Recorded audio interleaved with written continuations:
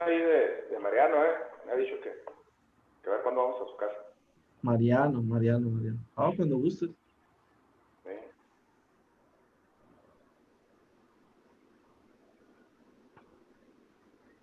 Listo. Buenos días a todos. Gracias por acompañarnos en Epicentro Welding. Gracias, tenemos un programa muy especial, pero antes de entrar en el tema de lleno, pues quiero agradecer a mi queridísimo Irán Terán. Gracias por seguir acompañándome, por sus intervenciones, por su apoyo, siempre incondicional. Muchas gracias, Irán. Te mando un abrazo. Te mando un abrazo muy grande. Y pues para mí este es un programa muy, muy especial, la verdad, porque me acompaña, lo he estado correteando ahí por algunas semanas, pero pues han andado ocupado, pero pues ahora sí pudo estar en el programa, sí nos pudo acompañar mi queridísimo amigo Federico Villanueva. Federico es consultor en temas de desempeño institucional. Es un tema muy interesante, especialista en marco lógico, en otros temas muy importantes a nivel empresarial, a nivel gubernamental.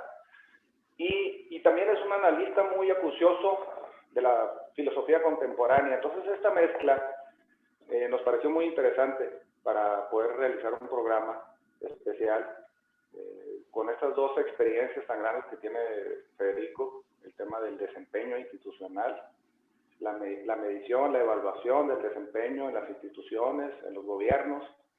Es un tema súper importante, porque tiene que ver, obviamente, de entrada con el desempeño de los individuos, ¿sí?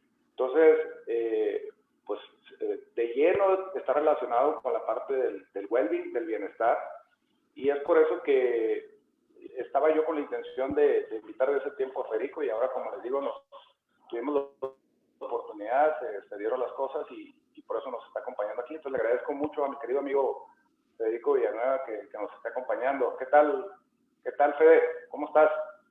Gracias, buenos días. Un placer poder acompañarlos. Muchas gracias, Disponible y muchas gracias. disponible. Gracias. Pues tenemos también el tema, creo que es un tema bastante interesante.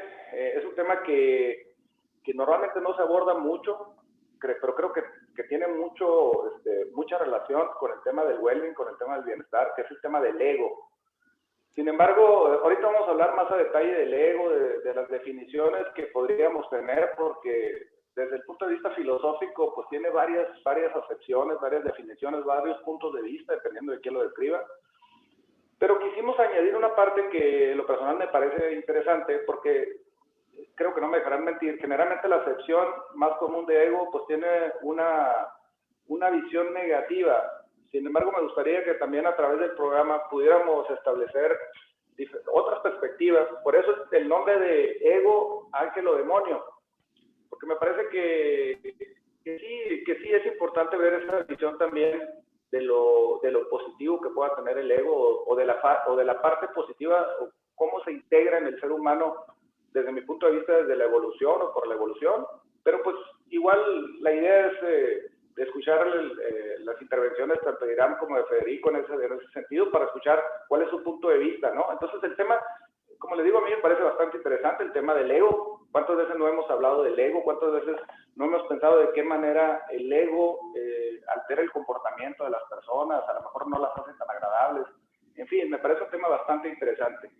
Pero bueno, creo que vamos a entrar ya en materia. Les decía que el ego, pues sí, tiene muchísimo que ver en las organizaciones. En el programa anterior con el doctor José Luis Calderón, él hablaba de la personalidad inmadura, que tiene mucho que ver con esta parte del ego, del egocentrismo. Y el término en ese sentido es interesante porque normalmente los niños, por eso se usa el término personalidad inmadura, son egocéntricos, pero es parte de su proceso de desarrollo. La cuestión es que a veces nos quedamos enganchados y no desarrollamos adecuadamente la madurez los adultos, y entonces también nos quedamos enganchados en este ego, en este egocentrismo. Pero en fin, vamos, dejo de hablar y le doy la palabra a mis compañeros, a Irán, que siempre me acompaña, a Federico, ahora el invitado especial. Pero para entrar en materia, a ver qué les parece, me gustaría partir de una premisa. de una premisa, que es una pregunta. Uno, pues, ¿qué es el ego, no? Desde el punto de vista de Federico, desde el punto de vista de Irán, y cómo influye en el bienestar, tanto de los individuos como de las organizaciones. Ambos trabajan a nivel empresarial, como decía Federico, consultor, Irán, director de empresa. Y pero esa pregunta se las dejo ahí, se las expongo. O sea, ¿qué es el ego y cómo influye en el bienestar de los individuos y las organizaciones? Empezamos con Federico. Muy bien, bueno, me parece muy preciso el hecho de empezar con la definición, porque dado que es un tema que no tiene definiciones muy claras, porque depende de por dónde se acceda a él, la definición tiene variaciones, ¿no? Por supuesto, cultura, tiempo, filosofía, etcétera, permiten definir el ego de diferentes maneras. Siendo algo subjetivo, por supuesto, te dan todos esos grados de poder definirlo con claridad. Lo que yo creo que es importante, más allá de la definición, pero voy a hablar ahorita un poquito de la definición, es el hecho de reconocer que todos lo sentimos, esa existencia de un yo. Entonces, esa existencia de un yo, pues, para todas las personas está ahí.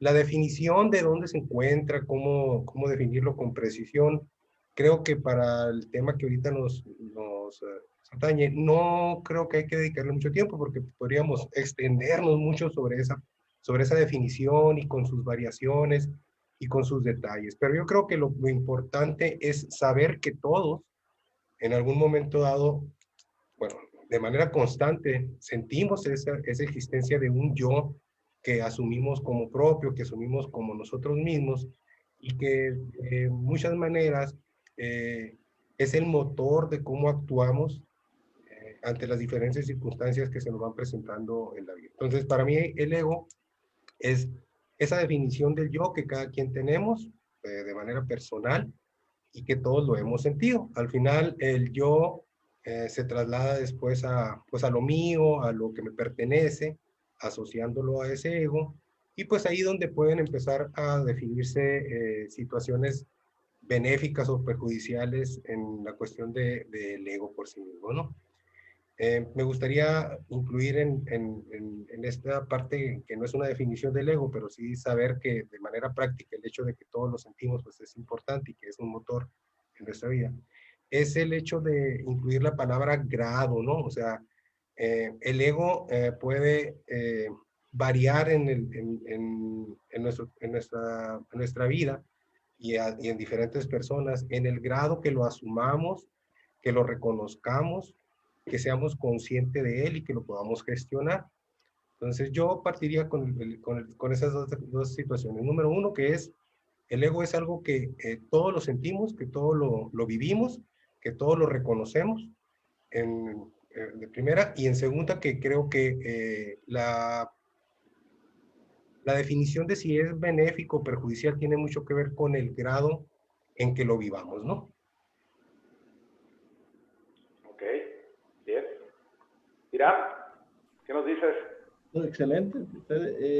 Pues sí, lo primero interesante es que es cierto, ¿no? Hay cualquier área que te metes en la parte, ya sea filosófica, esotérica, religiosa, espiritual, todas esas partes como que es el ego la parte con la que tenemos que aprender no sé si a dominar, unos dicen luchar, otros dicen desaparecer, pero pues ese sería el ego. Y el ego sería definirlo como el que es el valor excesivo sobre uno mismo, ¿no? Ese valor que sería una línea ahí gruesa o separada en lo que es la autoestima, ¿no? Sería la palabra esa excesivo. Una de las definiciones también que me ha gustado mucho es que el ego es que parte de la separación y que es la interpretación de la realidad que uno hace basada en el miedo, ¿no? No viendo el miedo como algo malo, ¿no? Viendo el miedo como una emoción. A lo mejor lo vemos como algo malo ahora, ¿no? Pero como una emoción de supervivencia que a lo mejor en el pasado fue muy, muy necesaria y hoy resulta que no es necesaria, ¿no? Y en una de las explicaciones ahí que me gustó mucho, no recuerdo el chavalo, le decía que es como que, imagínate que tú formas parte del mar y tú eres una ola, ¿no? Y tú ves a una ola chiquita y a una ola grande y te sientes que estás separado de las olas. Entonces, cuando una ola choca en las piedras, tú sientes que pues, se desapareció, que no existe, ¿no? Que no, tú lo ves como separado. Y ese es el ego, dice, cuando tú te sientes separado de un océano del cual realmente formas parte, y si es grande o chico, pues la realidad es que no importa, es parte de esa, eh, de esa, de ese universo, ¿no? Y entonces ahí sería como que definir el ego, yo sería eso, ¿no? Es como que tú sientes el centro del universo, podría ser, que muchos lo sintieron, ¿no? Aristóteles ahora escuchaba un poquito sobre él y decía que al final de cuentas cuando uno veía el mundo, pues era muy natural pensar que éramos el centro del universo. Y luego ya nos dijeron que ya no, ¿no? Y luego nos han dicho tantas cosas que pues ahora dices a la torre, somos tan insignificantes. Y el egocentrismo sería como que, bueno, no solo el centro del universo, sino que quiero que todo el mundo y el universo acepte que soy el centro del universo. Entonces eso está todavía más difícil, ¿no? Pero ahí le cortamos, ¿no? Sí, esa sería mi definición muy personal o conjunto de definiciones que forman un concepto para mí. Creo que podríamos, El ego es... creo que podríamos hablar un poquito, permítame Sergio, nada más en el Sí, hecho de que si estamos de acuerdo que la definición de la existencia del ego eh, y la sensación del yo que todos los humanos tenemos y que lo definimos hasta y lo asumimos hasta por el nombre que se nos ha asignado, el nombre que tenemos cada quien, pues, ¿no? De alguna manera lo podemos asociar también a algo evolutivo, ¿no? Finalmente, esas construcciones de conceptos, si están de manera generalizadas en los seres humanos, y así es, ¿no? Creo que eso es discutible. Todos los tenemos esa sensación del yo, esa sensación de estar separados. Pues por alguna razón se presenta, ¿no? Evolutivamente, digamos que es algo que no podemos negar que ahí está. Eh, no habría por qué definirla, como ya está en la pregunta implícita, como bien o como mal, sino creo que más bien es una cuestión otra vez de grado, pero creo que es importante definir lo que en la parte de la definición, que analicemos la parte de por qué evolutivamente está ahí, y yo creo que es la parte benéfica, pues, ¿no? Del ego, en el grado del ego. Ahorita hablaron del tema de miedos, y creo que el ego en su justa medida, ahorita veremos la parte de los grados, etcétera, del tamaño, la dimensión y la gestión del ego, en cierta medida pues es una herramienta de protección, y pues sabemos que la sobrevivencia es un elemento básico en el ser humano, ¿no? Entonces creo que el ego es así, pues es algo evolutivo que ahí está, que todos lo hemos sentido y que quizá en algún momento dado lo podemos convertir como en cualquier herramienta en algo positivo o negativo, dependiendo del uso que le demos y el grado que le demos en cada momento, ¿no? Pues los budistas dicen que el ego es la causa del sufrimiento de todo ser humano, ¿no? El ego. Pero pues también existen muchas confusiones en la parte conceptual, ya que existen palabras muy relacionadas con el ego, como egocentrismo, egolatría, egoísmo, ¿sí? Entonces, de ahí también surge mucho la confusión de qué realmente tiene que ver con el ego. Finalmente, etimológicamente, ego viene del latín y significa yo, como dices tú, Fede, ¿no? El yo, el que a veces no logramos reflexionar en ese sentido. Muy pocas veces reflexionamos en el sentido de que vemos tan normal el hecho de poder estar introspectando, de estar pensando, y que en realidad la visión que tenemos es una visión propia de cada individuo, ¿sí? Que lo vemos tan normal, es tan común, que a veces no reflexionamos en el tema. Pero pues es un tema interesante porque definitivamente, como coincido con ustedes en lo que hablan en esos términos de evolución, que en los términos de sobrevivencia, definitivamente el ego para mí también es un punto en el ser humano que se ha desarrollado para procurar la sobrevivencia del individuo, del ser humano, ¿sí? Pero como muchas cosas, como muchas procesos evolutivos de los seres vivos y de los seres humanos, por supuesto, puede ser que en ocasiones ya sean obsoletos, tal vez, ¿no? Puede ser que sea así. Habría que ver hasta qué punto, que es lo que a lo mejor la teoría o la filosofía budista habla, ¿no? De que Buda sí se pudo desprender de este ego. Difícil a veces de entender cómo puedes decir que te desprendes del ego y al mismo tiempo seguir teniendo una propia visión de la existencia individual. Es un poco complicado a lo mejor visualizar esa parte, ¿no? ¿Cómo me desprendo del ego? ¿Cómo dejo de verme como un individuo separado del resto de las personas? Pero, pues, definitivamente, si tiene que ver con términos evolutivos, con términos de sobrevivencia, pues ya se involucran emociones como dice Irán, el miedo, ¿no? El miedo definitivamente es algo que necesariamente tiene que ver con el ego, a mí me gusta más verlo desde el punto de vista egocentrismo, ¿no? Porque al final es la idea esa de estar mirando siempre hacia ti. Y obviamente la idea de mirar hacia ti es cómo nos cuidamos del resto de las cosas o de los peligros que hay en el exterior. La cuestión es qué tanto exageramos ese cuidado personal, ¿sí? ¿Qué tanto imaginamos realmente lo que está sucediendo en el exterior y que sea un ataque, ¿no? ¿Qué tanto imaginamos cuando estamos en la oficina y escuchamos un comentario, a lo mejor en los pasillos, que parece ser que están hablando de nosotros? Eso al final es un producto del ego, porque es ese producto del egocentrismo, de estar siempre a la espera de que tengamos un ataque de alguien que nos rodee, ¿no? Que en este caso ya no hay depredadores, o ya no es tan común los depredadores, pero ahora son los individuos, el resto de las personas que nos rodean. Entonces, obviamente, pues existe un efecto, que esa es la idea del programa, entender esa parte del efecto del ego con esta relación, con esos términos que son un poquito más comunes y que los utilizamos más en el día a día, de egocentrismo, egolatría. Entonces, definitivamente tendríamos que hablar, coincido mucho con lo que dice Federico, de que pues el ego por algo está ahí. Si hablamos en términos darwinistas, pues evolutivamente por algo está ahí. Seguramente es algo que nos ha propiciado que el ser humano siga existiendo sobre la Tierra, ¿no? Creo que esa es la razón del ego. La cuestión es, como dicen los budistas, hasta qué punto tenemos que empezar a gestionar y a desprendernos del ego para poder seguir buscando y procurando la subsistencia del ser humano en el planeta. Y sumaría, además del concepto del miedo relacionado con el ego, también el concepto del disfrute, ¿no? Porque pues el que disfruta es el yo, entonces terminamos etiquetando o acomodando en diferentes grupos todo aquello que nos es agradable, todo lo que se puede disfrutar, todo lo que es benéfico. En otro paquetito, pues todo lo que es desagradable, ahí está el miedo, está el coraje, está... Pero pues, que al final de cuentas, en los dos sentidos tiene que ver con la sobrevivencia, porque tanto si te estás cuidando de algo que te puede hacer daño, como estás disfrutando algo, al final tiene relación con la sobrevivencia. El sexo se disfruta muchísimo, definitivamente, pero ¿quién puede negar que el sexo tiene que ver estrictamente con la reproducción del ser humano, no? Sí, que ahí entra la parte de la repetición en cuanto a que tendemos a evitar todo aquello que es desagradable, pues, ¿no?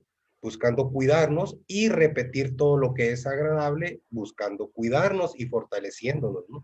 Entonces, finalmente ahí está presente el yo, que es el que define de alguna manera esas situaciones, aunque pues también sabemos que los budistas dicen que de manera intrínseca no hay nada ni bueno ni malo, sino que son la manera de que nosotros los visualizamos o la manera que nosotros interpretamos una realidad, ¿no? Y ahí, pues, bueno, no vamos a profundizar ahí, ¿no? Y realidad, confusión, ego y budismo, pues, están totalmente ligados. Sí, interesante eso también lo que dice Sergio. El yo, pues, es una parte de este universo importantísimo, ¿no? Pero, obvio, no es lo único. Y el ego podría centrarse a veces como algo que tú dices, que me gustó mucho el tema, ¿no? Dios o demonio, porque la realidad es que en el ámbito laboral que ahorita tú mencionabas, existe el mitote, ¿no? O sea, la parte de la lengua es todavía, la utilizamos, ¿no? Me gustaría conocer un director, un gerente general que no se deje llevar por el mitote o por el rumor, ¿no? O sea, existe, eso es totalmente, hasta yo lo tomo, aunque Yo he dado un taller que se llama Las 5 disfunciones de un equipo altamente efectivo, que es un libro, ¿no? Yo nomás me lo copio. Y una de las disfunciones, uno de los temas es el mitote, ¿no? O sea, que hay que eliminarlo o manejarlo y sobre todo tú como líder no aceptarlo, pero para no aceptarlo como un método de comunicación, porque sí te puede, el ego te puede hacer creer a base del miedo que hoy están hablando mal de ti y te puede afectar. O sea, funcionar en un ambiente laboral, sin duda el ego sí te puede ayudar como que, a ver, espérate, tengo que hacer esto, cambiar, si no, sí me pueden meter en un problema. ¿Cómo lograr de alguna manera vencer ese ego, o sea, tu miedo? Pues yo creo que si eres un empleado que eres impuntual o un colaborador que no te actualizas, que tú te sientes inseguro en lo que haces, no te sientes el mejor, pues te va a hacer pedazos el rumor, ¿no? El ego te va a traer así, oye, me van a correr y vas a venir al trabajo y puedes pasar. Eh, Ayer hablaba con un chavalo que hay un recorte en la empresa y me dice, uy, están recortando y tengo miedo. Y el ego lo hace sentir que está así y puede durar así meses, ¿no? Porque esas empresas recortan por pautas. Entonces yo creo que ahí es donde entra la palabra de la seguridad en ti mismo y el trabajo interior, ¿no? Decir, bueno, yo soy esta persona y siempre van a hablar mal de mí. ¿Quiénes? Un gran porcentaje de las personas con las que convives. Y ahí a tu ego le haces comprender, hey, el mitote es un instrumento del ser humano para comunicarse y normalmente es para comunicarse mal del otro. Y quitar eso en el ser humano, pues yo no conozco a una persona que no hable mal de otro, ¿no? No conozco a nadie y yo me meto en los que hablan mal de otros, ¿no? Oye, eso es un tema bien interesante también, a lo mejor haciendo un pequeño paréntesis, bueno, todo está relacionado al final, ¿no? Pero sí es un tema esto del mitote, ¿no? Del cotilleo, como también le llaman, ¿no? Me llama mucho la atención en el libro de Sapiens, de Yuval Noah Harari, dice, cuando habla de esos temas, dice, ¿ustedes creen que los científicos, al final es un científico muy, muy reconocido, cuando los científicos nos reunimos a tomar café en las universidades, oficinas, ¿ustedes creen que hablamos de los experimentos que estamos haciendo? No, pues estamos hablando de quién se está metiendo con quién en la oficina y claro, o sea, a veces lo mismo, ¿no? Y coincido y vuelvo a lo mismo. Había una frase que mi padre me repetía mucho que decía, todos los excesos son malos, pues. Incluso les recomiendo mucho el libro de Sapiens también, a que sé que tú ya lo leíste, Irán. En esa parte, porque habla mucho de cómo este cotilleo, cómo esa parte de comunicarnos, aunque sea a través de ese mitote que en un momento se puede decir, cómo también hizo que el ser humano pudo desarrollarse a nivel en el que nos encontramos ahora. Ahora, igual que el ego, ¿hasta dónde vamos a llegar? ¿Cuál es esa línea divisoria, ¿no? ¿Hasta dónde es importante comunicarnos para fortalecer la cohesión social? Sí, y no mandarte, porque es donde platicamos el otro día. El ego te puede mandar a aislarte de las relaciones interpersonales y ponerte en una biblioteca y decir que se vayan todos a la fregada y no quiero convivir con nadie más que con estas 3, 4 personas, y eso te vuelve un ser humano totalmente aislado. La otra también es cambiar tu forma de ser para agradar a las otras personas, que sería el otro extremo, ¿no? Que el ego te puede llevar a los dos lados, a aislarte o a ser un ser social sin querer ser un ser social. Por ejemplo, a mí no me gusta ser un ser social y tengo que fingir ese juego, ser un ser social, porque pues si no, porque sé que lo tengo que hacer, tengo que controlar a mi ego, tengo que convivir con con estas personas porque es necesario, porque si no te quedas aislado y te vuelves loco. Entonces es buscar el equilibrio. Yo creo que esa es la negociación con el ego, ni bueno ni malo, ¿no? Ahí entra lo del grado, pues que el ego en sí, aunque la pregunta inicial es demonio, o Dios, o beneficio, perjuicio, es el grado en cómo lo puedas utilizar. Entra, por supuesto, la palabra gestión. Y dentro de las organizaciones, por supuesto, el ego te puede hacer un individuo débil, lo voy a poner así, precisamente por el hecho de que pequeños eventos que suceden alrededor de ti, hablaron ahorita del chisme, o puede ser el evento de un posible cambio en la situación laboral, eh, te afecte de manera tan grande que te deje inoperante o te afecte en el rendimiento o no te permita llevar a cabo las funciones que de manera cotidiana las debes de realizar. Entonces ahí entra pues la parte contraria, que sería la fortaleza.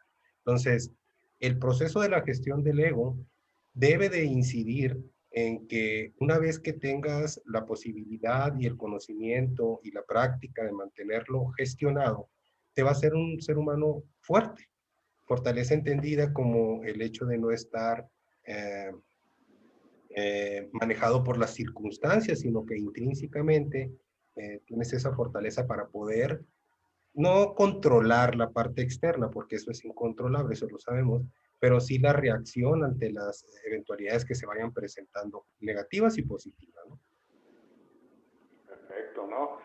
Pues digo, el tema tiene mucho, da para mucho, pero hay un punto que no quiero dejar de tocar, si les parece, porque tiene mucho que ver con el sistema en el que estamos inmersos. Se habla mucho de que el sistema capitalista promueve mucho el ego, ¿no? Promueve, fortalece. Obviamente, el final del capitalismo nace del liberalismo, del individualismo, es la base, es el origen del capitalismo propiamente, de fortalecer al individuo.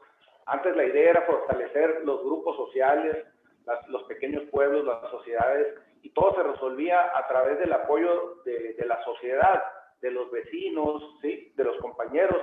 Ahora la idea del liberalismo es esa idea, precisamente por eso el término liberalismo, individualismo, porque la idea es fortalecer el yo, ¿sí?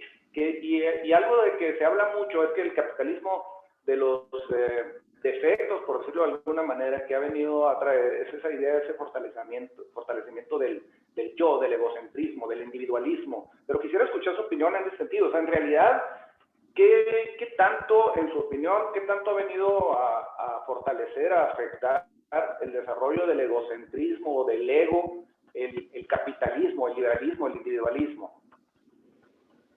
Pues si partimos del origen del liberalismo, que básicamente fue una contraposición con las situaciones, no conozco precisamente el tema, pero básicamente es romper con la monarquía, pues, ¿no? El hecho de un señor todopoderoso y todos los demás serviles ante mí, ¿no? Entonces el liberalismo era darle valor al individuo por sí mismo, ¿no? Entonces de ahí surge y entonces entra la palabra individuo, individualidad, persona, luego entonces yo y luego entonces ego, ¿no? Entonces creo que ahí sería el inicio del liberalismo y como una consecuencia, no lógica, pero porque podría haber seguido muchas otras ramas, pero sí es una consecuencia, pues empieza a dar el proceso de construcción del capitalismo como un elemento de un contrato social para participar activamente y poder obtener los recursos necesarios que todos necesitamos para sobrevivir. Entonces, pues ahí está el ego, ¿no? Presente desde el liberalismo y el individualismo, rompiendo con lo que anteriormente sería pues las monarquías, tratando de deshacernos de esas figuras que no eran benéficas para el desarrollo de muchos, sino pues para nada más el beneficio de muy pocos, ¿no? Sí, sin duda el ego también debe estar relacionado, todas las palabras las inventamos, ¿no? Pero todo está relacionado, ¿no? Pero debe estar asociado también con el ímpetu, ¿no? Con la obsesión, con la pasión, con la disciplina, ¿no? Yo veo que al final de cuentas muchas de las cosas que hemos logrado como sociedad, que al final de cuentas han sido cosas muy buenas, yo creo que el éxito del capitalismo ahí está, que se exija hoy igualdad de oportunidades, pues eso es importante, ¿no? Al final de cuentas creo que no te determinar eso como un concepto de izquierda, ¿no? El yo te pedirle a la gente que los más pobres tengan acceso a educación, pues eso no es izquierda, ¿no? Que tengan seguridad, eso no es izquierda. Estamos tan acá en esta parte del capitalismo que todo suena izquierda, ¿no? Pero en fin, yo pienso que al final de cuentas, todos estos logros de tecnología, de ambición, hace poquito leía que platicábamos de Leonardo da Vinci, ¿no? Cómo él realmente no existe el concepto ahí todavía de propiedad. No existe, o sea, no existe el concepto de terminar algo. Fíjate, Leonardo da Vinci no pintaba y él no estaba obsesionado por terminar algo. O sea, no era mía la cosa. El cuadro no era de él. Él lo hacía porque tenía que hacerlo. No existía el concepto de pintar por gusto, porque era muy lógico, ¿no? Habría que pintar los colores, no voy a poner, voy a pintar por gusto. no había, fue creo que Van Gogh el primero. Entonces, todos esos conceptos que hace 400 años, 500 años, pues no existían. Sin duda, yo creo que la parte del ego, ahí empieza como que a funcionar, a crear todo este ser humano ambicioso, que hoy tiene manos robóticas, ¿no? Que creo que al final de cuentas funcionan porque ese está obsesionado en él y a lo mejor ese científico se encarcela y ha logrado esto y se dejó llevar por el ego porque otro acá budista dice, no vivió, vivió encerrado como científico. Y el budista está haciendo, suspirando allá en el cielo. Y otro diría, pues están jodidos los dos. Este está por acá y este está por acá. Hay que medio hacer. Entonces te dices, a la torre, el juego este es bien complejo. Yo creo que lo importante sería el que esté a gusto en su diablo o con su Dios, pues que esté a gusto, ¿no? Sería como que el chiste, ¿no? Creo, así lo entiendo, ¿no? El capitalismo, pero al fin de cuentas no podemos atacar. Creo que los beneficios son muchísimos porque la mayoría de nosotros vamos a vivir 80, 90, yo voy a vivir 100 años. Creo que es algo que no podría afirmar con tanta seguridad antes. Hoy lo puedo afirmar, no sé si vaya a llegar, pero lo puedo afirmar porque si me cuido, tengo la facilidad a lo mejor de tener una vida longeva. Creo que antes eso no podría, porque cualquier resfriado te mataba, ¿no? Digo, me llama la atención, ¿no? Qué interesante lo que dices, ¿no? Y creo que todos lo hemos en algún momento planteado de esa manera, decir, bueno, si yo estoy bien, si yo hago las cosas bien, pues cada quien que haga lo que quiere, pero ¿dónde queda esa parte de la comunidad que creo que ahora es como una especie como de círculo que se está regresando, ¿no? Ya volvemos, ahora este individualismo, el propio capitalismo nos está llevando a una globalización donde lo que estamos haciendo todos los individuos en cualquier parte del mundo está afectando al otro que se encuentra en el otro extremo del mundo, ¿sí? Entonces ya creo que esa idea, salvo la opinión de ustedes, esa idea de decir, bueno, con que yo haga las cosas bien, no me importa lo que tú hagas, porque acuerdas que más ahora que nunca, y sobre todo con esta pandemia que estamos viviendo, creo que hemos reflexionado y nos hemos sensibilizado en esa idea de lo que hacemos, de lo que hace cada individuo mundo, afecta al resto de las personas. Algo que el budismo interpreta pues desde hace 2500 años con el término de la interdependencia, ¿no? Que al final no es otra cosa más que, me parece que embuido en ese término de esa interdependencia, va embuido también la posibilidad de una gestión del ego, porque cuando hablas de que tienes una relación deja tú con el resto de los seres humanos, con el resto del universo, con todo lo que sucede en el universo. Al final, lo que hace es algo como lo que tú comentabas, Irán, que te haces más insignificante. Y cuando te haces más insignificante, pierde fuerza tu ego, tu egocentrismo. Pero sí me gustaría conocer la opinión de ustedes en ese sentido, ¿no? En esa idea que creo que todos le hemos comentado, todos en algún momento de nuestra vida hemos pensado, bueno, con que yo haga bien las cosas, todo está bien, ¿no? Y si yo hago bien, el hecho de que qué puedo hacer por el resto de las personas a lo mejor no es tan relevante, siempre y cuando yo haga bien las cosas. Creo que es un término que me parece que valdría la pena discutir, sobre todo por esta pandemia que estamos viviendo. Pues ahí se puede unir fácilmente la parte egoísmo y altruismo, lógicamente sabiendo que egoísmo y altruismo pues son antónimos, entonces el altruismo sería desaparecer un cierto grado el egoísmo, ¿no? Y luego entonces, sabiendo que todos estamos interrelacionados de una u otra manera, el hecho de saber que... ¿Es el altruismo, Fede? ¿Realmente existe el altruismo? Pues el altruismo es un concepto más, ¿no? Como el egoísmo, como el ego, que utilizamos para tratar de explicar situaciones, conductas, etcétera, ¿no? Entonces, es muy discutible porque, a menos en lo que yo conozco, la mayoría de las actividades que realizamos están sustentadas en la parte egoísta, pues, ¿no?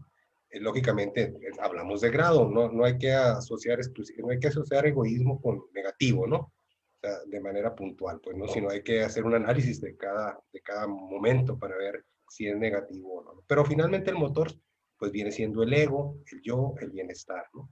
Y el altruismo, pues, implica el hecho de disminuir el ego, el egocentrismo, y voltear hacia afuera. Pero en este voltear hacia afuera está lo que acabo de comentar. Voltear hacia afuera y cuidar hacia afuera lo que gustes, o sea, las personas, el medio ambiente, el universo, como lo veamos, implica el hecho también de cuidarme a mí mismo, pues si luego entonces estamos todos relacionados, yo buscaré que el todo esté mejor para yo estar mejor, ¿no? Entonces, otra vez regresas, aunque seas altruista, regresas a ti mismo, pues, ¿no? Regresas al bienestar de todos.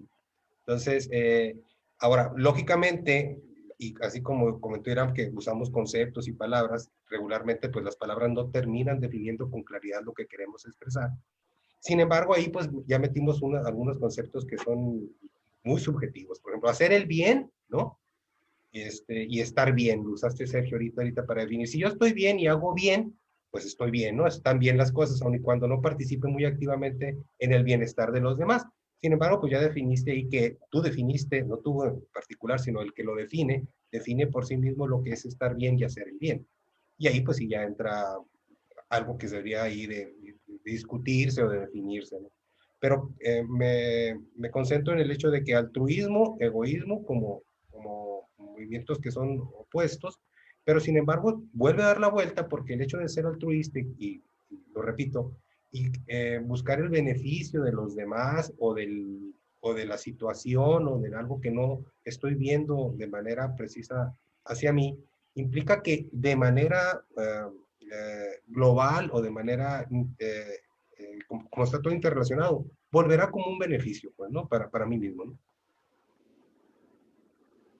Es interesante lo que dice ahí, Fede, porque sí es cierto, la nada, y tú también lo dijiste, Sergio, uno dijo la nada y el otro el todo. La nada y el todo la nada es el todo, y el todo es la nada, pero hablando esotéricamente, ¿no? Entonces es interesante cuando uno dice, bueno, al decir soy insignificante, como tú dices, para este universo, pero también formo parte de este todo, también soy un fragmento importante de este todo. Entonces creo que esa parte es importante.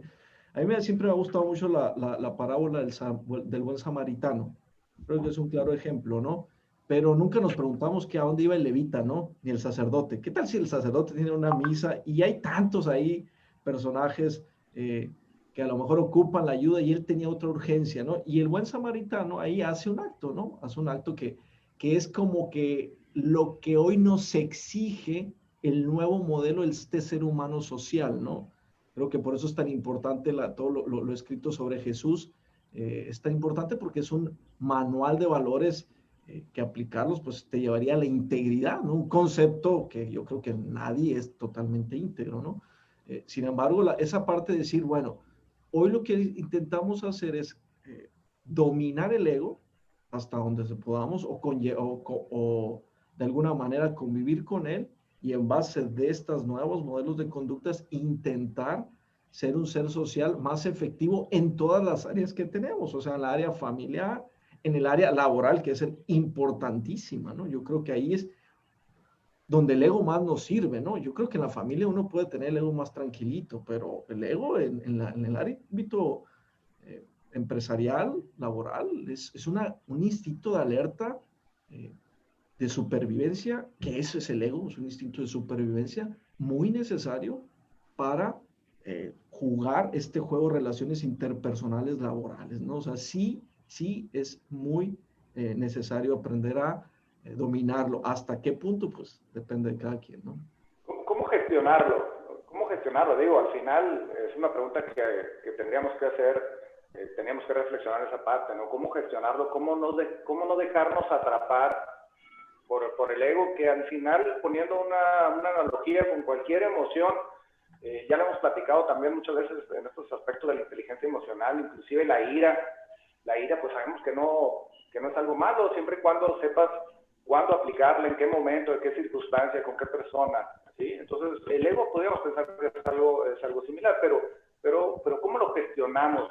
¿Cuál sería la manera, cuál sería el ejercicio, cuál sería la dinámica, la práctica que tendríamos que desarrollar para poder gestionarlo? Porque lo que sabemos es que no es ángel ni demonio, finalmente surge en nosotros, surge en el individuo por un proceso evolutivo necesario, y es lo que nos ha venido a traer hasta donde estamos ahora. Pero a lo mejor, como dice Eckhart Tolle, finalmente el ego nace de la mente, es propio del ser humano porque surge de la mente del ser humano. Pero como dice Eckhart Tolle, ¿no? la mente se ha convertido en un monstruo. Dice, ¿realmente es cierto esto? Y si realmente es cierto, podemos gestionar, podemos controlar, como tú decías, Irán, ese monstruo que se ha formado en nosotros. ¿Y cómo lo podríamos hacer? ¿Cuál sería la propuesta? El ego está basado en la ignorancia. O sea, toda ignorancia es ego. O sea, esa es la no comprensión de lo que nos hicieron creer. Somos seres que... Ese punto, nada más puntual, porque se me hace muy interesante. Quisiera que siguieras desarrollando ese punto. Nada más que aquí entramos en términos de ignorancia. Me gustaría platicar un poquito o que nos definieras qué es ignorancia. En la parte aquí lo definiríamos como, no el no saber, ¿no? Porque sí sabes, al fin de cuentas sabes muchas cosas, pero es lo que decíamos en un principio cuando se definía ahí, que también lo definía Fede, es al final de cuentas, la interpretación que tú tienes de esto es una interpretación muy defensiva, yo creo que muy natural del mundo de hace miles de años. Y hoy tenemos esta interpretación tan defensiva, emocional, tan defensiva, con una parte neocortés muy frágil todavía, hasta que no nos pongan el cerebrito este nuevo aquí por fuera para que controle la parte emocional, que creo que eso va a ser en 20, 30 años, a lo mejor los ricos, ¿no? Nosotros los pobres, pues no. Pero ya este cerebro que controla, y a la neocortés la dejamos ahí como un adorno, ¿no? Porque estamos en la parte ya no biológica, estamos en una evolución ya más fuerte. Entonces este cerebrito que controla este monstruo emocional y que nos regule, pues sería más fácil. Pero mientras con la neocorteza lo que tenemos que hacer lo mejor que podamos. Entonces la ignorancia es a reprogramarte, podrías definirlo, reaprender, aprender a desaprender todos esos nuevos términos que todos inventan, nuevas palabrerías. ¿Para qué te digo otra nueva palabrería? Eso es simple y sencillamente meterle nuevos conocimientos a tu cerebro para vivir a lo mejor, no sé si más feliz, porque te notaríamos, como dice Fede, en otro problemote, ¿no? Es simplemente que estés más tranquilo tú y mira, no necesites drogarte para ser feliz, que puedas estar ahí con tus reacciones químicas tranquilas. Eso sería el concepto de ignorancia. Yo creo que es aprender a desaprender lo que te enseñó una cultura, tu mamá, tu escuela, el pecado, la culpa, los valores, el morirte. A mí se me hace tan ilógico, pero muy necesario en su momento el morir por una bandera, ¿no? Todos esos conceptos, el defender un partido político, el defender un equipo de fútbol. O sea, una estupidez del ser humano, pero la respeto, porque ahorita decías hasta dónde no involucrarme. Por eso inventamos el respeto. Respeto a todos los futbolistas y los quiero mucho y todo, y en su parte yo los respeto, no los ataco. A lo mejor este comentario sonó arrogante o el ego, pero al final de cuentas, cada quien está en su mundo. Simplemente es aprender a desaprender. Yo creo que eso sería el punto, ¿no? Me gusta la parte de definir ahí primero la ignorancia. Y lo manejaría quizá con un pasito todavía más atrás. La ignorancia de el saber de la existencia del ego, pero con un análisis. O sea, creo que la mayoría de las personas no hemos entrado pues a esta atención de la existencia de estos elementos dentro de nuestra mente. Y partiendo de eso, pues estaría así, digamos, una ignorancia total, dado que no le has dedicado ni siquiera un tiempito a hacer un análisis, una introspección de eso, ¿no? Y después ya ahí partir acerca de cómo cambiar los patrones mentales, que era lo que manejaba Virama, y finalmente el hecho de estar consciente, primero, usando la palabra conciencia como atención, no como conciencia, el término más mayor, sino estar consciente de la existencia del ego de entrada, ¿no? Del efecto que puede tener o no tener el hecho de que esté bien o mal gestionado. Y luego entonces, detectando cada persona de manera individual aquellos elementos que desearía o que son deseables, controlarlos, pues enfocarse en eso. Sabemos que todo lo que hemos hablado aquí, pues son cuestiones conceptuales, cuestiones mentales, y lógicamente la manera de entrar a esto es cambiar los patrones mentales que consideremos que son negativos en el grado que consideremos que son negativos. Para mí siempre me gusta mucho utilizar este símil, es el del gimnasio, pues, ¿no? Cuando queremos cambiar algo desde el punto de vista físico, le podemos meter pues a la alimentación o al gimnasio. Pero es práctica, en la cuestión del gimnasio o en un deporte es una cuestión de práctica. Y vas aumentando y reforzando las habilidades físicas a partir de la práctica y la repetición. En el ego, dado que hemos considerado que todo esto es subjetivo y de creación mental, pues son patrones mentales. Entonces, la manera de abordarlo para poder gestionarlo es el hecho de reconocerlo, reconocer el grado en lo que esté negativo para nosotros y luego entonces reforzar aquellos comportamientos y aquellos patrones mentales que vayan a fortalecer la capacidad de la gestión y el control del ego, ¿no? Eckhart Tolle habla de que el ego se alimenta del tiempo, dice, ¿no? Y me parece una comparación muy, muy interesante, porque al final, ahorita hablábamos de quienes nada más podemos sufrir ego de los seres vivos, somos los seres humanos, ¿sí? Y los seres humanos somos los únicos que tenemos conciencia al final del tiempo, del pasado y del futuro, ¿no? Entonces, en esa medida, por eso las prácticas meditativas, sobre todo las enfocadas en la atención plena, en este concepto que ahora es mucho más divulgado de vivir el presente, que me parece que muchas veces es malentendido. De hecho, desde que entró en Occidente a través de la corriente New Age, por ejemplo, donde se hablaba de vivir el presente, era ahorita vivir, ahorita disfrutar, ahorita me reviento, ¿no? Porque no debo de pensar en el pasado ni en el futuro, que definitivamente, digo, es una interpretación mal enfocada del budismo. La idea básicamente de vivir el presente es alejarte, no de forma definitiva, porque no lo puedes hacer, sino del exceso de pasado y del exceso de futuro, con esa intención de enfocarte en ese presente donde no existe el ego definitivamente, ¿no? Porque cuando sucede esto, realmente sí, como dice Eckhart Tolle, pues no hay manera de que el ego se alimente, porque el ego se alimenta del tiempo, pues. Entonces, esa es la práctica que en un momento dado podríamos ejecutar y que se propone desde las prácticas budistas para que podamos gestionar de una manera más adecuada, para que podamos alejarnos, no sé, me parece, digo, me gusta mucho la filosofía budista, pero yo no sé realmente si Buda se pudo desprender totalmente del ego, no lo puedo entender, me parece que lo podemos gestionar, lo podemos reducir, podemos balancear y llegar a un equilibrio que nos permita tener una vida tranquila, como decía Irán, una vida con una buena relación con las personas que nos rodean, con nuestra familia, con nuestros amigos, con nuestros compañeros de trabajo. Me parece que no es indispensable desprendernos de todo del ego, ¿no? Porque entonces entramos en esta idea de alejarnos de todo, de este concepto también otro concepto tan complejo que también a lo mejor sería tema para otro programa, de los apegos, ¿no? Es que siempre hemos tenido la idea mal entendida de que es que el apego es, o el desapego es la idea de desprendernos o de que no nos importe nada de lo que nos rodea. Eso es imposible, pues. O sea, el apego en un momento dado, cuando se trata de interpretar de esa manera, realmente no es posible. El ser humano es un ser de amor, es un ser de conexión, de relaciones interpersonales, y no nos podemos desprender de esa parte. Entonces, el apego es otra cosa. Los apegos son otra cuestión que, en mi opinión, surgen y propiamente de los resultados del ego, que sería un tema también que tendríamos que conversar a lo mejor en otra ocasión.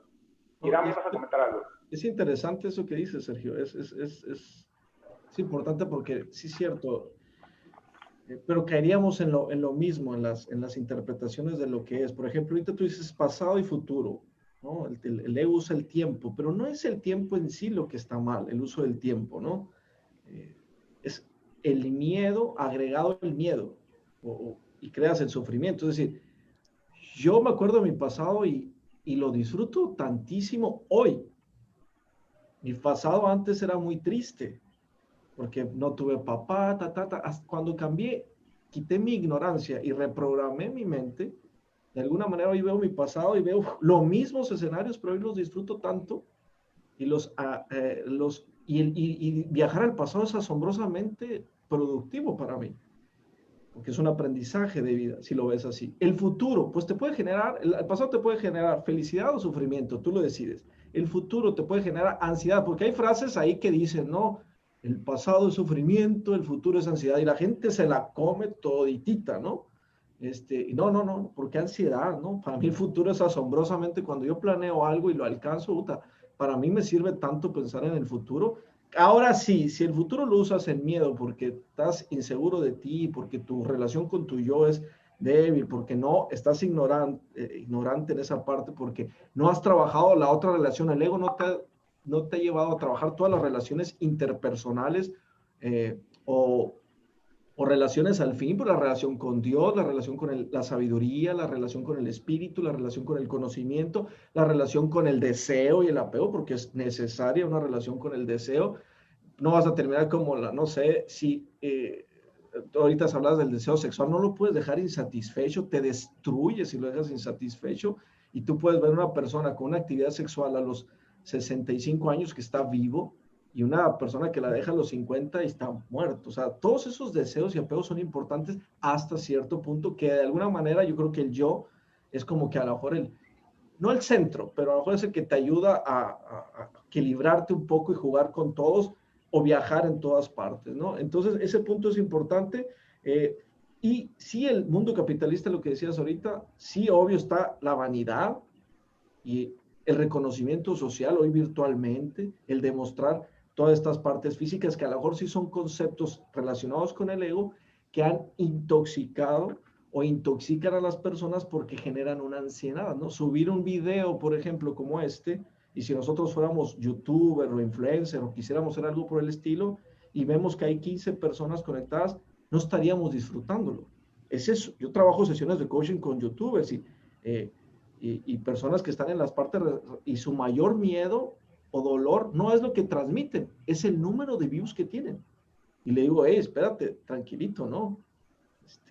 Lo haces por ti o por esto, pero ahí es donde entras a ayudar a gestionar el ego a las personas, ¿no? O sea, no estamos aquí nosotros para que nos vean 1 millón de personas. Ojalá, ¿no? No estamos peleados con eso. Sería totalmente egocéntrico decir que no nos interesaría. Pero tampoco estamos peleados con el compartir la información. No sé si me alcanzo a explicar, ¿no? En esa parte, ¿no? Sí, totalmente. Muy interesante, Irán. Y ahorita que retomabas otra vez el concepto, que ahí surgió esta pregunta, ¿no? ¿Qué tanto influía el ego en el capitalismo o el capitalismo en el ego propiamente? O si realmente lo que hizo el capitalismo es apropiarse de esa particularidad del ser humano para hacer crecer y desarrollar el propio capitalismo, ¿no? Pero leyendo, por ejemplo, a Byung-Chul Han, Byung-Chul Han, este filósofo surcoreano que en últimos tiempos ha tenido tanto auge, de tantos libros que ha escrito tan interesantes, él hablaba del individuo autoexplotado, dice ahora, ¿no? Algo de lo que comentaba, retomando también parte de lo que dice Federico, ¿no?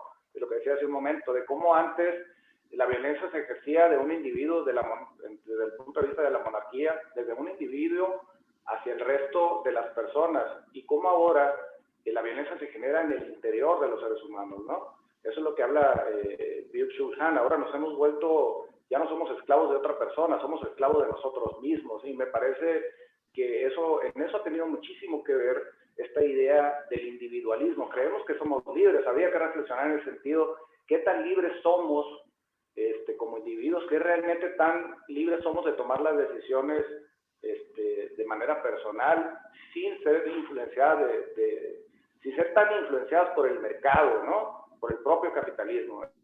Ese sería un cuestionamiento. ¿Cómo ves?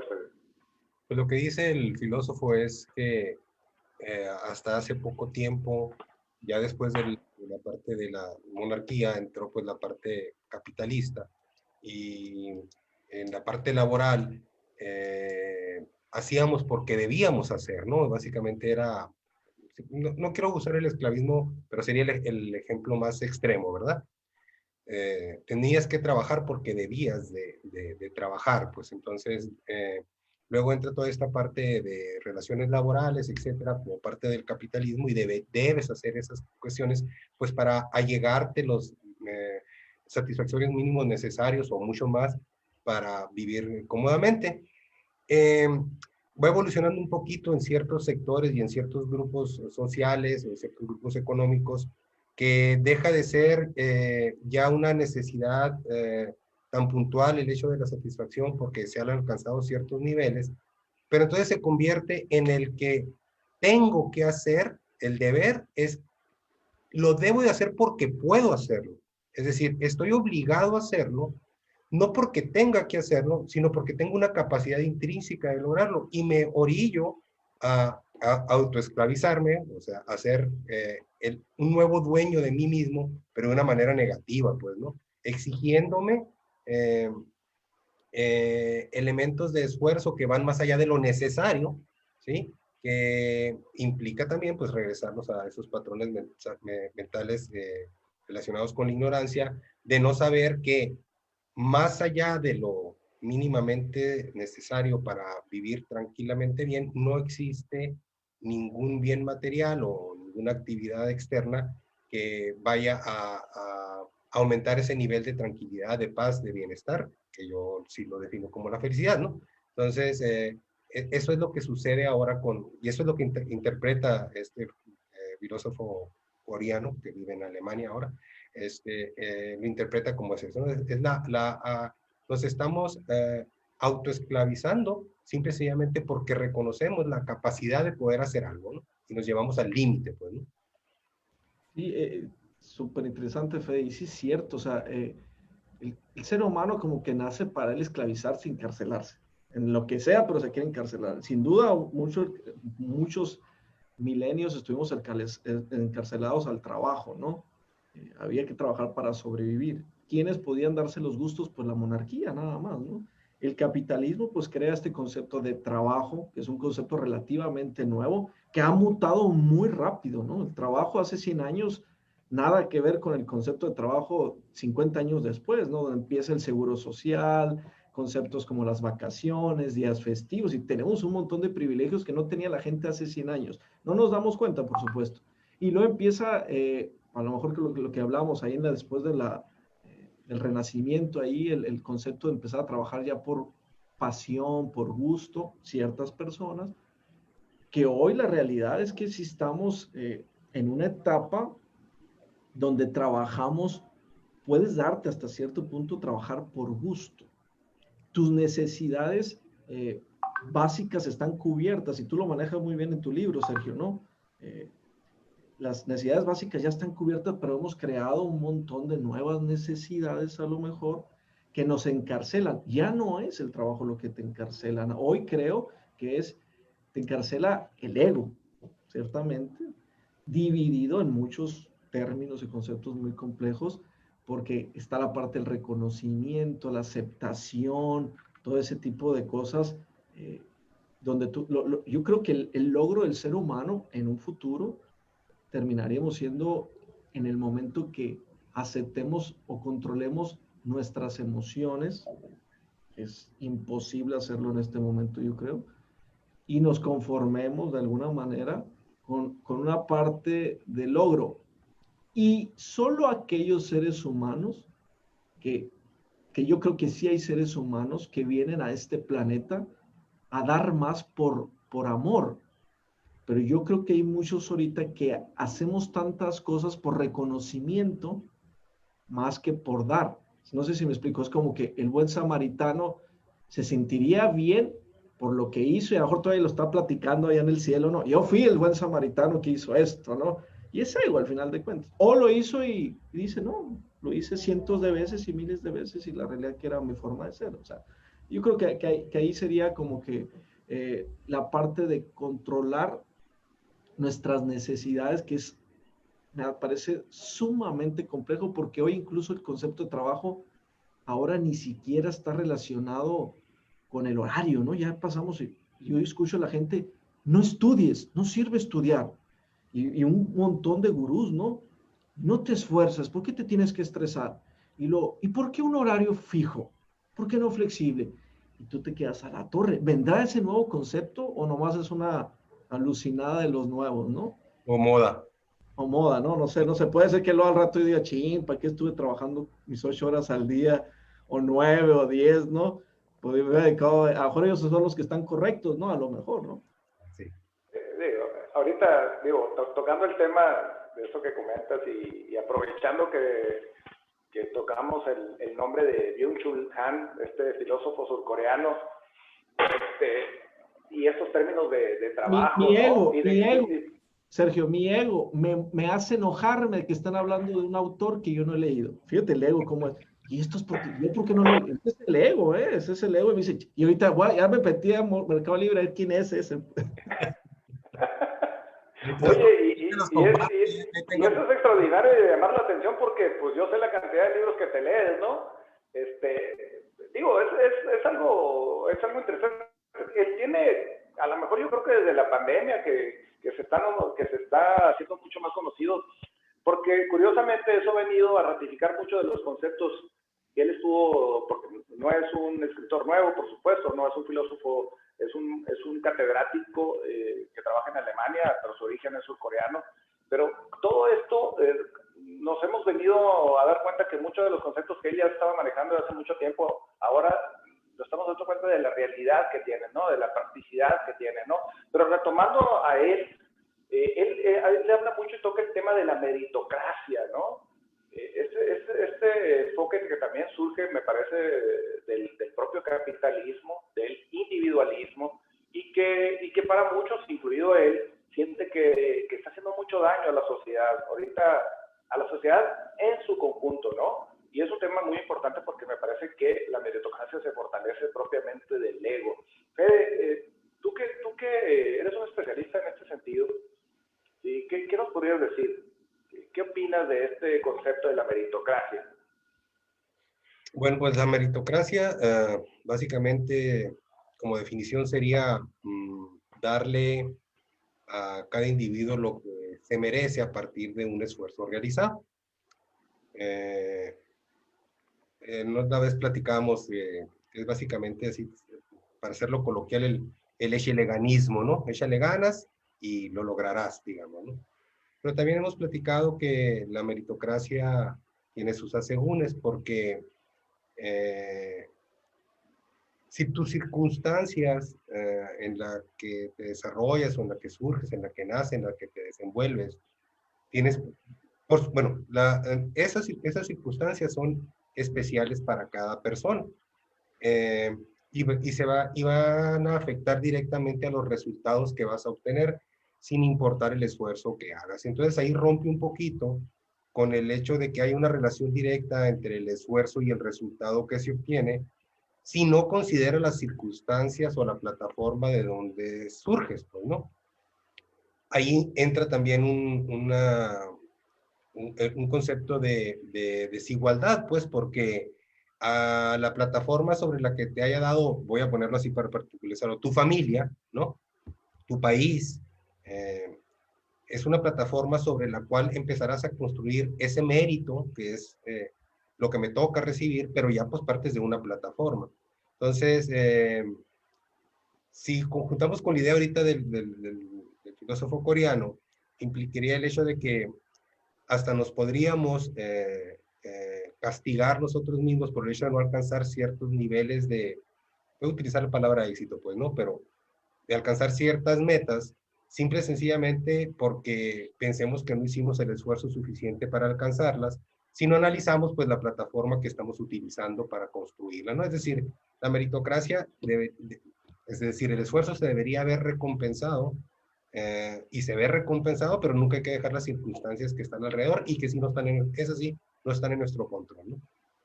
Interesantísimo. Adelante, Ram. Fíjate, esta parte es interesante, ¿no? Yo siempre saco esta analogía, porque la parte de meritocracia es un concepto de tomas lo que te mereces, al final de cuentas lo que te esforzaste. Es algo así como la equidad, ¿no? Como un sobrinito de la equidad. Y a mí siempre se me ha hecho bien injusto eso, ¿no? Pero así es la vida, ¿no? Porque tú decías, cada quien viene de mundos diferentes, ¿no? Yo estaba hablando con el Toño Sandín y de alguna manera un cliente mío y dice, bueno, depende de dónde partas, ¿no? Si naciste en un país pobre, en una familia muy pobre, con hermanos pobres, pues será más, tu esfuerzo va a ser mayor, ¿no? Yo siempre me sentía muy mal en la escuela, tuve la buena fortuna de estar en escuelas públicas, pero en las mejores y en su mejor etapa, y en la prepa, por ejemplo, en la mejor eh, carrera, o sea, técnico en mantenimiento de equipo de cómputo. Y en la secundaria, en el turno en computación también, que era como que los metían a los más inteligentes. La realidad es que yo no era inteligente, era muy machetero, siempre fui muy machetero. Y a mí me agüitaba mucho, me ponía muy triste, cuando se acaba esta parte del esfuerzo, porque Claudio estuvo secundaria, para mi mala suerte, y prepa, siempre yo atrás de él, copiándole, aprendiéndole, no se esforzaba nada para sacar 10. Él, yo tenía que estudiar, por ejemplo, las derivadas y todas esas partes, horas y horas, o sea, centenas de horas. Y al final mi recompensa, pues era un tercer lugar. Y él, lo que escuchaba en la escuela, ¡pum!, salía. Y Era suficiente. su resultado era 10. Entonces, pero era justo, porque ahí hablamos no igualdad, equidad, ¿no? Es totalmente equidad. Entonces, ese esfuerzo y el resultado que haces, porque te puedes esforzar mucho y jugar fútbol y correr mucho y eres malo. Exacto. Y no te voy a premiar y te voy a meter a jugar porque le echas muchas ganas. ¿No?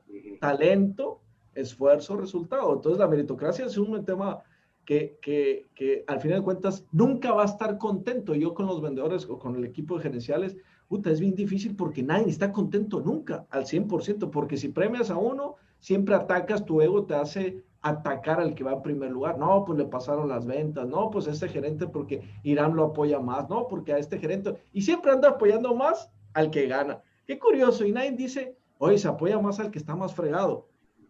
Y puede ser que así sea, pero aquí en la meritocracia es un concepto sumamente, que ahorita decías, como decías, te dijiste, Fede, la palabra, no recuerdo esta palabra que es, no subliminal, es, ¿cómo dijiste? No sé, está hablando de las circunstancias. Al final de cuentas, es una idea de que uno piensa que así es, pero pues nunca, la justicia siempre va a ser uno para justo y el otro va a sentir que fue injusto, ¿no? Y ahorita sumando nada más, porque yo utilicé la palabra circunstancias, que son aquello que ahora lo voy a utilizar así, que es aquello que heredamos por el lugar y el momento que nos tocó vivir, y quieras o no, hay una circunstancia genética, pues, ¿no? En el caso de tu amigo, que podría de manera casi, voy a usar otra palabra que no aplica, pero de manera muy fácil aprender y desarrollar esa actividad académica, porque así venía armado, pues, genéticamente, y es una circunstancia, que esa es una herencia, pues, y ahora ahí sí lo vemos muy fácil, ¿no? La herencia genética, pero todas las herencias que están alrededor, que es la economía, el país, las circunstancias, el tiempo, la época, nos delimitan la plataforma sobre la que empezamos a construir, ahora sí, el esfuerzo y el resultado, ya digamos, de nosotros, ¿no? Y junto con la guía también, ¿no, Fede? Porque ¿Qué? Perdón. Junto con la guía que tengamos, o sea, sí, claro. Hay una parte que es el talento nato, pocos, hay personas que obvio que tienen una inteligencia para ciertas áreas muy interesante. El sistema educativo, pues ya sabemos que está basado para ciertas inteligencias, ¿no? Ese personaje, Claudio, pues lucía en unas, pero en otras, obvio, no era el líder de afuera, era en el salón, era el rey. Pero está la parte también de las circunstancias, que a mí me encanta eso, porque cada vez que yo leo una biografía de esos genios, fueron circunstancias, ¿no? O sea, Jorge Luis Borges, por ejemplo, pues nace con dos padres, con dos idiomas, más el idioma de donde nace, y aparte nace en una biblioteca, ¿no? Con todos los libros a su alcance. Einstein también nace en un padre muy intelectual. Steve Jobs pues, nace en el lugar correcto. Las circunstancias también te llevan y cómo te forman. Y no es tanto el esfuerzo, porque hay gente que nacerá en las orillas que, pues, por más que se esfuerce, si no tiene las circunstancias, como tú dices, pues terminará ahí. ¿Cuántos genios mexicanos no hay que no tuvieron las circunstancias, no? Las condiciones no se le prestaron para construir a partir de la plataforma que tenemos. Leía un estudio por ahí que hablaba de este tema precisamente de las circunstancias, ¿no? De que 6 de las circunstancias en las que nos desarrollamos los seres humanos, que tienen que ver, pues, dónde naces, o sea, tu sistema, tu nivel socioeconómico, las instituciones educativas a donde vas, la violencia que se desarrolla en el medio donde vives, de la forma en que te alimentas.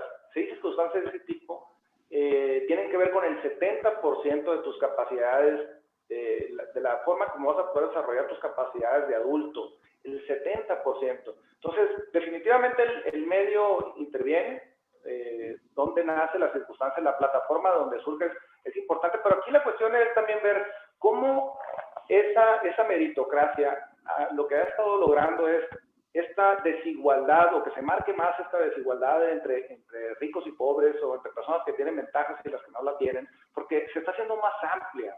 Por eso el Sí, tema de la meritocracia se vuelve tan relevante. Y sabes qué dejar atrás, porque yo creo que mucha gente que nos está escuchando sale con la idea de Benito Juárez, que es la que nos engañan a esta parte, y es ego, eso es ego, ¿eh? Cuando Benito Juárez, pastorcito, y llegó a ser presidente de la República, tú también puedes ser. O sale Julio César Chávez y hablando con su retrospectiva totalmente errónea, mis respetos para Julio César Chávez, pero eso no puede ser un ejemplo las circunstancias lo llevan ahí y sus talentos y cualidades. Pero los países, como el otro día vi un estudio de los chinos, ¿no? Que agarran a 20 niños y los ponen a estudiar música desde chiquillos y todos se vuelven genios en la música, ¿no? O sea, el cerebro está súper, ¿cómo se llama? Listo para aprender en los primeros 6 años, ahí lo moldeas.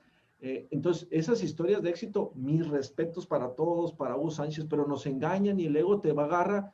Ves, él sí pudo y tú eres un fracasado. Esa historia del rico acá que, mira cómo aquel Juanito sí llegó a ser político y viene desde abajo.